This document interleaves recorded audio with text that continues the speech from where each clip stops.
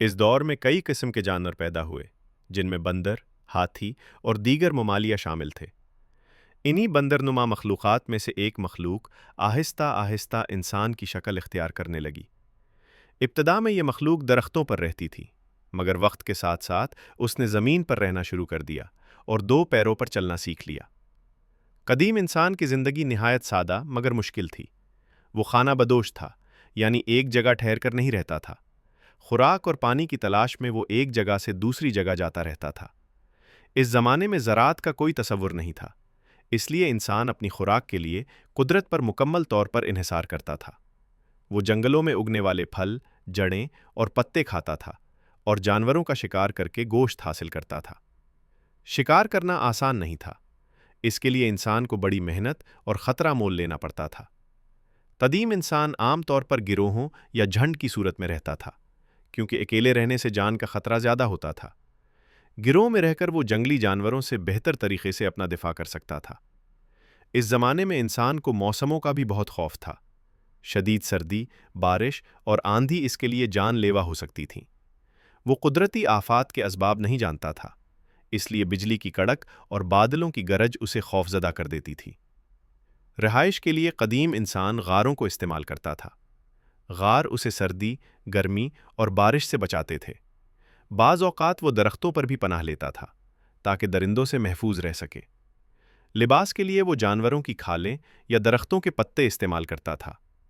ये लिबास निहायत सादा होते थे, मगर इसकी बुनियादी ज़रूरत पूरी करते थे। कदीम इंसान की ज़िंदगी में एक बहुत बड़ी तब्दीली उस वक्त आई जब उसने आग की दरियाफ्त की। इब्तिदा में आग का इस्तेमाल एक हादसा था। दो पत्थरों के टकराने से चिंगारी पैदा हुई, जो सूखी घास या पत्तों पर गिर गई और आग जल उठी। शुरू में इंसान आग से डरता था, मगर जल्द ही उसने इसके फ़वाइद को समझ लिया। आग ने इंसान को सर्दी से बचाया, अंधेरे में रोशनी दी और सबसे बढ़कर उसे जंगली जानवरों से तहफ़्फ़ुज़ फराहम किया। आग की मदद से इंसान ने खाना पकाना सीखा। पक्का हुआ खाना न सिर्फ ज़्यादा जायकेदार था, बल्कि सेहत के लिए भी बेहतर था। इससे इंसान की जिस्मानी ताकत में इजाफा हुआ। रात के वक्त जब इंसान गार के बाहर आग जलाता था, तो जंगली जानवर उसके करीब आने से घबराते थे। यूं आग इंसान के लिए एक मुहाफ़िज़ बन गई। वक्त के साथ साथ कदीम इंसान ने औज़ार बनाने शुरू किए। इब्तिदा में वो पत्थरों को तोड़कर तेज़ किनारे बनाता था, ताकि शिकार किया जा सके। चुकमाक के पत्थर ख़ास तौर पर इस्तेमाल किए जाते थे, क्योंकि वो सख्त और तेज़ होते थे। इन औज़ारों की मदद से इंसान ने शिकार करना, जानवरों की खाल उतारना और लकड़ी काटना सीखा। यही औज़ार इंसानी तरक्की की बुनियाद बने। औज़ारों की बुनियाद पर माहिरीन ने कदीम दौर को मुख्तलिफ अदवार में तकसीम किया है। इनमें कदीम पथरीला दौर, पॉलियोलिथिक, दरमियानी पथरीला दौर, मेसोलिथिक और नया पथरीला दौर, नियोलिथिक शामिल है। इब्तदाई दौर में इंसान मुकम्मल तौर पर शिकारी और खुराक जमा करने वाला था, मगर आहिस्ता आहिस्ता उसने बेहतर औज़ार बनाना और माहौल को समझना सीख लिया। कदीम इंसान का समाजी शऊर भी वक्त के साथ बढ़ा।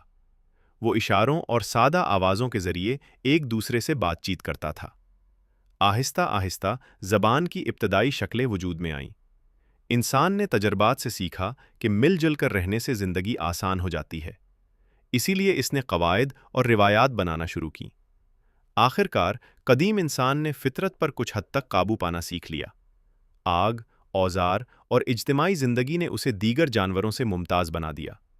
यही कदीम इंसान आगे चलकर मुहज़्ज़ब इंसान बना, जिसने ज़राअत, रिहाइश और तहज़ीब की बुनियाद रखी। कदीम इंसान की जद्दोजहद और सीखने का अमल ही आज की जदीद इंसानी दुनिया की